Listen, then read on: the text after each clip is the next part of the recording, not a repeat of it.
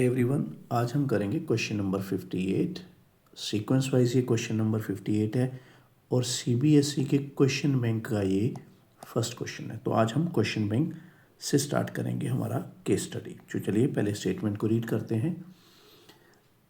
General election of Lok Sabha is a gigantic exercise. तो ये जाइग्नेटिक क्या है? जाइग्नेटिक का मतलब बहुत बड़ा, मतलब huge. About 911 million people were eligible to vote and voters turnout was about 67%, the highest ever. Let capital I be the set of all citizens of India who were eligible to exercise their voting right in general election held in 2019. A relation capital R is defined on capital I as follow.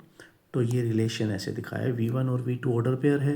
V1 और V2 किससे लिए गए हैं? Given set I से। और क्या है ये? Both use their voting rights in the general election. मतलब V1 और V2 जो भी ऑर्डर पेयर में आएंगे वो अपना क्या है, वोटिंग राइट जो है वो क्या है, उसको यूज कर रहे हैं। चलिए अब एक एक करके क्वेश्चन को पढ़ते हैं। Two neighbours X and Y belongs to I, ठीक है। Capital X exercised his voting right while Y did not cast their vote in general election 2019. Which of the following is true? अभी आप इसको दोबारा से समझिए कि रिलेशन के अंदर मेंबर वो वाले होंगे जो कि वोट डाल के आएंगे। जैसे कि V1 और V2 अगर ये ऑर्डर पेयर बनाते हैं तो इसका मतलब ये दोनों इसके वोट डाल के हैं। V1 और V2 दोनों वोट डाल के हैं, तभी ये रिलेशन के मेंबर बनेंगे। मगर क्वेश्चन में क्या बताया, देखिए X जो है, X ने वोट डाली है, Y ने वोट नहीं डाली है। तो इसका मतलब ये स्पष्ट सी बात है कि X, Y जो है वो रिलेशन का मेंबर नहीं हो सकता, क्योंकि रिलेशन का मेंबर कौन होगा? जिन्होंने वोट डाली होगी। तो मैं अब यहाँ से आंसर अगर टिक करूँ तो मेरे लिए ये बेस्ट ऑप्शन बन रही है डी, क्योंकि ये देखिए X, Y ऑर्डर पे does not belonging to R। ये क्यों लगाया? क्योंकि X ने वोट डाला है, Y ने वोट ही नहीं डाला।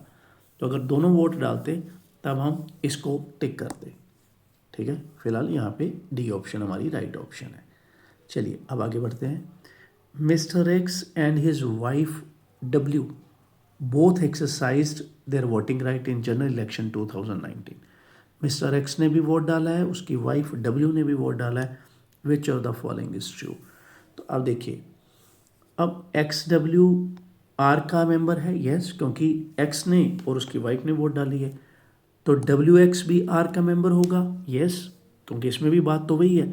उसमें क्या था, एक्स डब्ल्यू में क्या था, एक्स पहले था, वाई डब्ल्यू बाद में था, दोनों ने वोट डाली है। यहाँ पे डब्ल्यू आगे है, एक्स पीछे है, तो उससे फ़र्क थोड़ी ना पड़ता है, वोट तो दोनों ने डाली है। तो इसका मतलब ये दोनों ही आर के मेंबर हैं।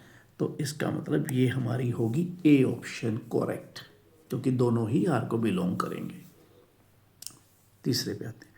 Three friends F1, F2 and F3 exercised their voting rights in general election 2019. Then which of the following is true? देखिए तीनों ने वोट डाली है, तो F1, F2 बिलोंग करेगा आर को, यस। उसके बाद F2, F3 बिलोंग करेगा आर को, यस, क्योंकि F2, F3 ने वोट डाला है। तो फिर F1, F3 भी बिलोंग करेगा, यस, क्योंकि तीनों ऑर्डर पेयर ही बिलोंग करेंगे। रीज़न बीइंग कि भाई F1 और F2 भी वोट डाल के आए हैं, F2 और F3 की बात करें वो भी वोट डाल के आए हैं, F1 और F3 की बात करें वो भी वोट डाल के हैं। तो इसका मतलब ए ऑप्शन जो है वो करेक्ट ऑप्शन है। चलिए अब आगे बढ़ते हैं।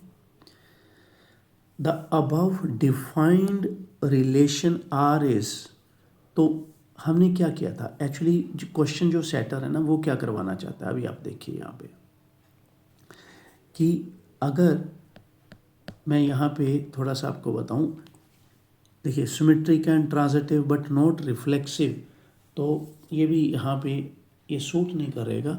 क्यों? क्योंकि देखिए रिफ्लेक्सिव के लिए, रिफ्लेक्सिव कोई रिलेशन तब होता है जब एक्स और एक्स भी रिलेशन का मेंबर हो। तो ये तो है ही, अभी एक ही बंदा दूसरी जगह पे वही लिखा है।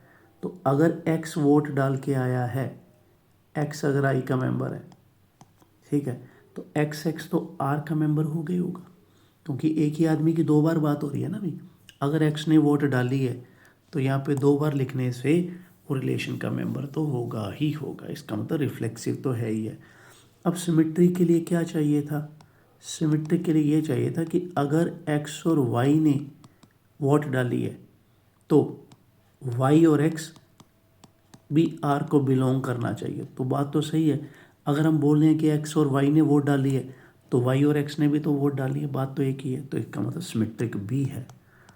ट्रांजिटिव की बात करें, अगर एक्स और वाई ने वोट डाली है और उसके बाद वाई और जेड ने वोट डाली है तो क्या फिर एक्स और जेड ने वोट नहीं डाली होगी? वो डाली होगी, हो ही नहीं सकता। इसका मतलब ट्रांजिटिव भी है। और अगर कोई रिलेशन रिफ्लेक्सिव पे भी यस करता है, ट्रांजिटिविटी पे भी यस करता है, सिमेट्रिसिटी पे भी, ठीक है, तो मेरे को ऑर्डर वाइज बोलने चाहिए थे। रिफ्लेक्सिव भी हो, जो सिमेट्रिक भी हो, ट्रांजिटिव भी हो, तो ऐसे रिलेशन को क्या बोलते हैं हम? Equivalence relation. तो मैं वही ऑप्शन यहाँ पे ढूंढ रहा था, ये रही सी ऑप्शन, ठीक है। वो आपको समझाने के लिए मेरे को ये वाला सारा लिखना पड़ा। चलिए 5th पार्ट पे आते हैं। Mister Shyam exercise his voting right in general election 2019, then mister Shyam is related to which of the following. तो यहाँ पे देखिए 2019 में जो है श्याम ने वोट डाली है, तो अब पहली ऑप्शन देखिए क्या, all those eligible voters who cast their votes, ठीक है, यही है भाई, क्योंकि श्याम क्या है, श्याम ने वोट डाली है तो इसका मतलब क्या था, वो एलिजिबल ही था, ठीक है। किस इलेक्शन की ज़्यादा बात है? 2019 की। अगर मैं नेक्स्ट ऑप्शन पढ़ के दिखाऊँ वो थोड़ी अजीब सी होंगी। देखिए फैमिली मेम्बर्स ऑफ श्याम, ये कोई बात ही नहीं बनी, ठीक है। ऑल सिटीजन ऑफ इंडिया, ये नहीं है। एलिजिबल वोटर्स ऑफ इंडिया, ये नहीं है।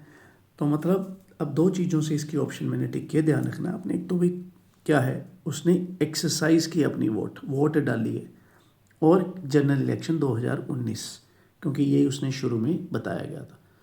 तो ये है हमारी राइट ऑप्शन 5th के लिए, a part, all those eligible voters who cast their vote. तो श्याम जो है रिलेट इससे ही करता है। चलिए ये हमारा जो क्वेश्चन बैंक का फर्स्ट क्वेश्चन जो है, जो कि रिलेशन एंड फंक्शन टॉपिक्स में से था, तो वो हमारा फिनिश हो चुका है। तो अभी जो केस स्टडी का खजाना में जिसमें ये वाला हमने क्वेश्चन बैंक शुरू किया, उसमें पहले आपको बोर्ड क्वेश्चन मिले हैं सारे। अभी ये सीबीएसई का क्वेश्चन बैंक शुरू हो चुका है, जैसे मैंने प्रॉमिस किया था पहले कि मैं क्वेश्चन बैंक पे आऊँगा धीरे धीरे। केस स्टडी हमारे बोर्ड वाले सारे फिनिश हो चुके हैं, ठीक है, जितने थे वो सारे मैंने खंगाल दिए हैं। अब अगर आपने बोर्ड वाले ही क्वेश्चन देखने हैं तो इसी केस स्टडी का खजाना वाली प्लेलिस्ट में रही। अगर आपने नए ट्राई करने हैं तो आपको जाना पड़ेगा दूसरी प्लेलिस्ट, फ्रेश एंड न्यू वाली, जिसका एंड स्क्रीन पे आपको लिंक मिल जाएगा। तो देखिए धीरे धीरे जो है हम फाइनल एग्ज़ाम की बहुत अच्छी तरह से प्रेपरेशन कर रहे हैं, ठीक है। कोई चीज़ जो है उसको हम छोड़ नहीं रहे हैं, मतलब we are not gonna take any risk, ठीक है। तो अब अगर आपको मेरे एफर्ट्स बढ़िया लग रहे हैं, आपको लग रहा है कि मैं आपकी अच्छी तरह से एक रिस्पॉन्सिबिलिटी के साथ आपकी तैयारी करवा रहा हूँ, तो ज़्यादा से ज़्यादा लाइक करें, शेयर करें, कमेंट करें कि आपको कैसे लग रहा है। क्योंकि देखिए 1 और 2 प्लेलिस्ट में आपका सारा जो है वो सारा काम आपका फिनिश हो जाएगा केस स्टडीज़ का। आपको कहीं भी किसी और जगह पे आपको जाने की ज़रूरत ही नहीं है, ठीक है। तो इसलिए ज़्यादा से ज़्यादा सब्सक्राइब भी करें। So thank you very much for watching. मिलते हैं क्वेश्चन बैंक के दूसरे क्वेश्चन में जल्दी। Bye bye, take care.